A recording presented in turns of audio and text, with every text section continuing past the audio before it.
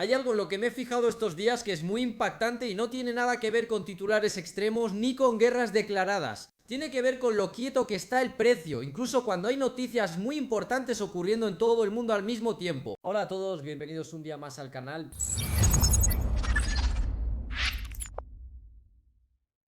En el vídeo de hoy vamos a repasar varias noticias que están poniendo en tensión al panorama global y que, aunque muchos no lo estén percibiendo todavía, pueden provocar movimientos importantes en los mercados. Y antes de entrar en ellas, vamos a ver rápidamente cómo se está comportando el precio, porque ahí es donde empieza a verse algo interesante. Durante los últimos días el mercado se ha movido con muy poca volatilidad. XRP ha estado oscilando en un rango muy estrecho, aproximadamente entre los 2,03 y los 2,0. Esto, lejos de ser una señal negativa, indica todo lo contrario. Cuando un activo permanece tan comprimido mientras el contexto externo se vuelve cada vez más tenso, lo que se está acumulando es energía. En los últimos días el mercado se ha quedado prácticamente inmóvil. XRP ha estado moviéndose en un rango muy estrecho entre los 2,03 y los 2,08 durante varias sesiones seguidas. Esto no es casualidad ni es falta de interés, es compresión.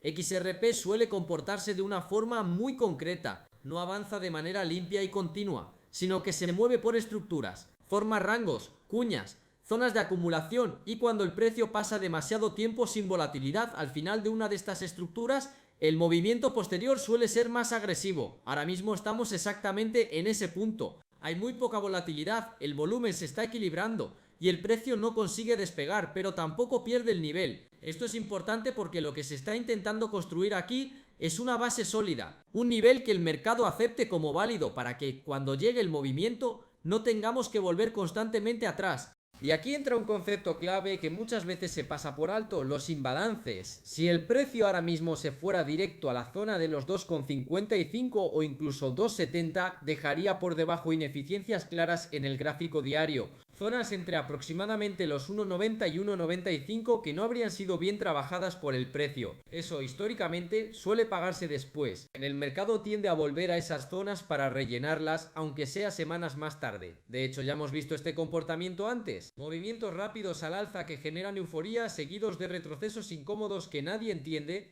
pero que simplemente vienen a corregir lo que se dejó pendiente por el camino. Por eso, aunque pueda sonar contradictorio, lo más sano ahora mismo sería ver una bajada controlada hacia la zona de 1,90 a 1,95, no como señal de debilidad, sino como una forma de limpiar el gráfico, rellenar esas ineficiencias y construir un suelo mucho más fuerte desde el que sí se pueda atacar niveles superiores con más calma. Si el precio hace eso, si respeta esa zona y vuelve a subir poco a poco, estaríamos hablando de una estructura mucho más sólida. Subidas con pequeños retrocesos sin dejar nada pendiente por debajo y con una base que no sea fácil de romper en el futuro. De cara a las próximas semanas el contexto es complicado. Hay demasiadas noticias importantes y demasiada tensión geopolítica como para tener certezas absolutas. Pero a nivel técnico lo que interesa no es una subida rápida, sino un movimiento ordenado. Porque como siempre, el que acaba ganando más dinero a largo plazo no es el que entra en el momento más emocionante, sino el que tiene la paciencia de dejar que el precio haga su trabajo.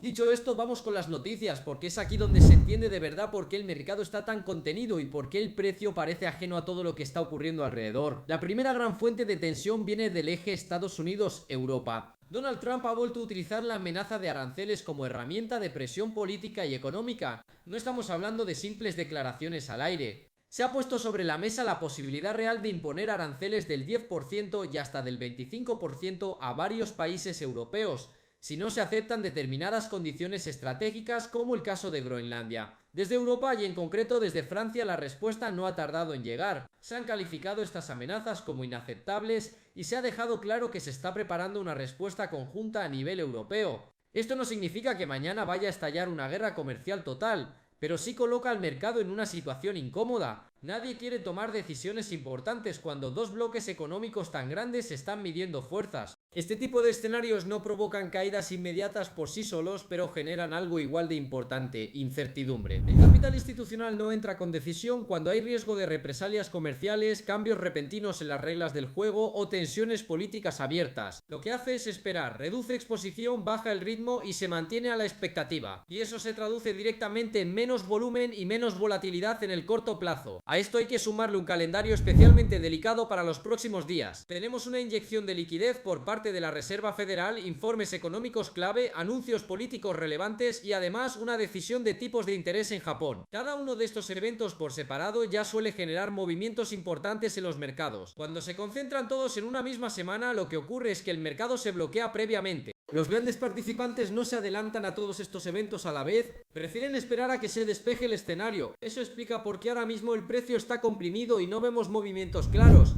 El mercado está literalmente conteniendo la respiración, y aquí entra un factor adicional que se ha intensificado en las últimas horas y que no se puede ignorar. Ha vuelto a ganar fuerza la posibilidad de que Estados Unidos termine involucrándose de alguna forma en un conflicto con Irán. No hablamos de una guerra declarada ni de algo inmediato, pero sí de un aumento claro del riesgo geopolítico. Declaraciones más duras, movimientos estratégicos y presión internacional en una región clave para el suministro energético global.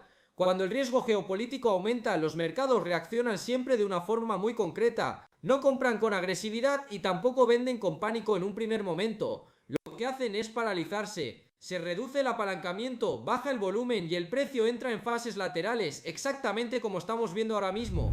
Esto es importante entenderlo bien, porque este comportamiento no invalida el escenario de fondo. De hecho, suele reforzarlo. Los grandes movimientos no suelen comenzar en momentos de euforia ni cuando todo parece claro. Suelen arrancar en fases de calma tensa cuando las noticias son importantes, pero el precio no responde y la mayoría empieza a perder la paciencia. Por eso este tipo de mercado no es un mercado para prisas ni para impulsos, es un entorno donde el precio necesita tiempo para absorber información, para limpiar posiciones débiles y para prepararse para el siguiente movimiento real. Y es precisamente en estos momentos, cuando todo parece parado, donde se empieza a decidir quién llega bien posicionado a la siguiente fase y quién se queda fuera. En contextos como este, donde todo parece tranquilo por fuera pero extremadamente cargado por dentro, es donde se suelen tomar las mejores decisiones a largo plazo. Si este análisis te ha ayudado a entender mejor lo que está ocurriendo y por qué el mercado se comporta así, dale like y suscríbete al canal para no perderte los próximos vídeos. Nos vemos en el siguiente.